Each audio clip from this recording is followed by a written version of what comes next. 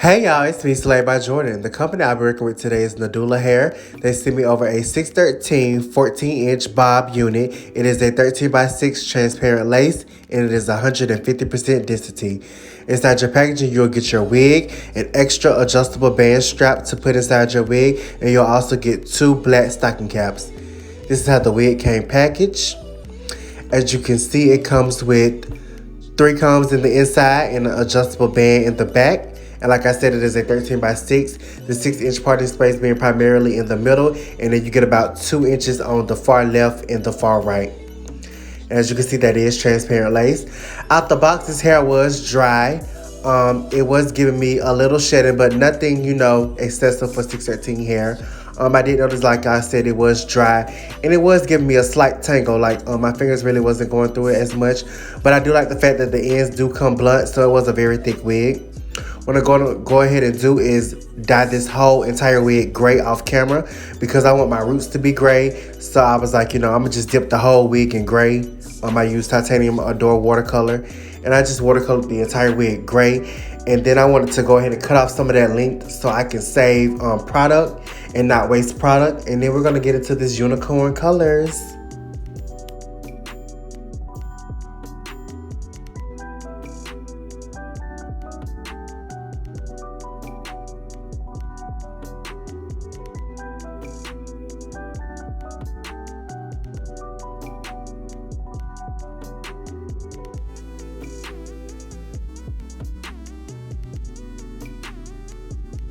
The colors from Adore I'll be using today are Emerald and Violet Gem, and the colors from Kiss Tintation I'll be using are Neon Peach and Neon Green. I mixed all 4 colors with Tresemme Smooth and Silky Conditioner because I wanted to pastelize the colors and not, make them more soft. You'll need 4 separate containers and 4 separate applicator brushes for this process. You will also need gloves that you will need to keep some paper towels on standby because after you apply each individual color, you must wipe your gloves off so the next color you don't transfer the previous color to the next color and you create a whole new color. You just want to make sure that everything is nice and neat so you can get a good color payoff in the end. And now I'm just going to show you each color after I have mixed it with conditioner. As you can see, the emerald turned out to be a blue. That's the Violet Gem color. It's a pretty purple. Now the Neon Peach, it may look pink in the bowl, but trust me, it's going to be peach on the wig. And then we have our Neon Green. So now we're just about to get started applying the colors. I took about, I don't know how to describe this section. I guess this would be like an inch and a... Girl, I just took some sections. You'll just have to look at what I did. I don't really know how to explain this. I just took some sections and, painted them each a different color. I didn't go all the way to the roots because like I said, I want to keep my roots gray. I just feathered my brush. I turned the brush like up and down. What is that called? I don't even know.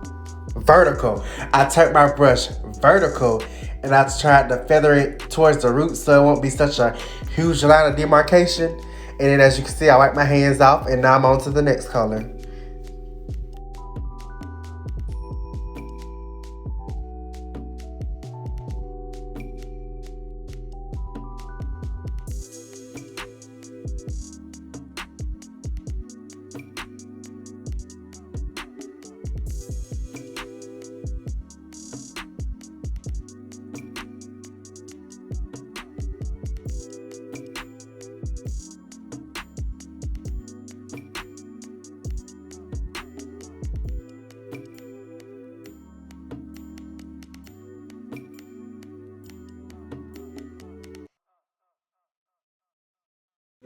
And if you are super afraid that your colors are going to bleed and you don't want them to touch, you can wrap each individual section in foil or plastic wrap. But, I really didn't feel like doing that today. I knew mine wasn't going to bleed. So I just, I carefully placed them down after I painted the color on.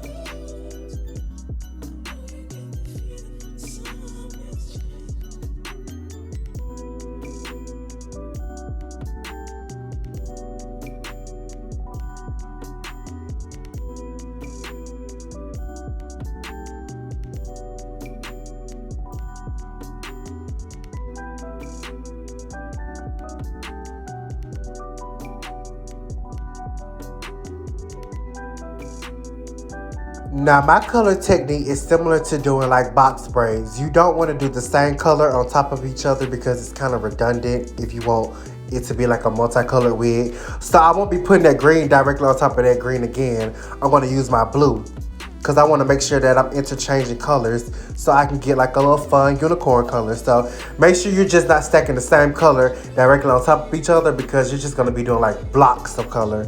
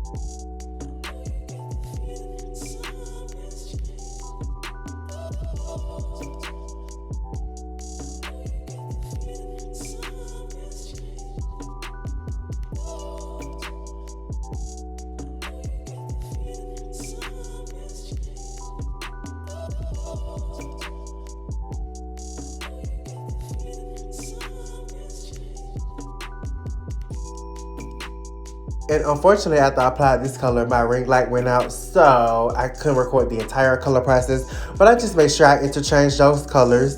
And as you can see, they may be laying on each other just a little bit, but I promise you they won't bleed. And after I let this sit for 4 hours, I didn't put no plastic wrap or no foil or nothing on it. I just let it sit, in the open air. I rinsed it out with cool water. I didn't shampoo or condition it because I was low-key scared. I literally just rinsed it out. I didn't even rinse it out carefully. I literally just used the coldest water I could out my faucet and rinsed it out. And now I'm just applying that makeup on the lace, and I already applied it on the cap, and we're finna get ready to install this wig. Now, I won't be explaining much of the installation of this wig because I do that in every single video, and it's getting kind of redundant to me. But yeah, if you want a more detailed video on how I install my wigs, go check out my detailed frontal wig install video I just did about maybe 1 or 2 weeks ago.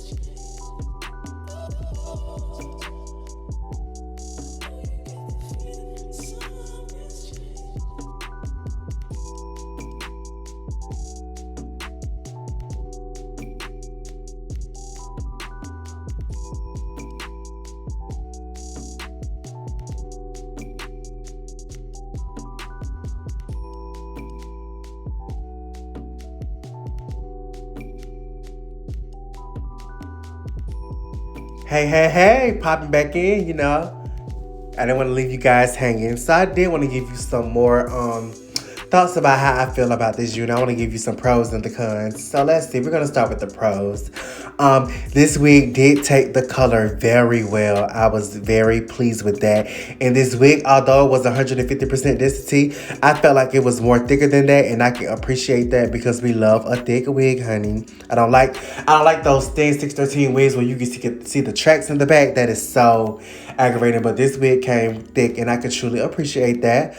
And also it came pre-plucked really good. Of course, y'all know I'm extra. I always gotta go in and pluck some more, even if it don't be needed. But yeah, this came pre-plucked really good. Now let's get into the cons. Dun dun dun. So yeah, this wig was dry, y'all. This wig was dry. I could tell that this wig was originally black and they bleached it themselves to 613 because it was dry. If you do get this wig, you must deep condition this wig just to make sure the hair feels better. Number two, it was tangling on me. Now, of course, you know, 613 hair may tangle, but this was kind of like, okay, you tangling like you really processed. And y'all, when I watercolored the hair gray, it was tangling up so bad while wet. I was like, no. So I was like, cool. So I cut a little bit of the length off, and you know, that was fine. Yeah, another con was the flyaways. Although this is 613 hair and we can split flyaways, yeah, this had a lot of flyaways. So yeah, this wig it had a decent amount of cons, I can say.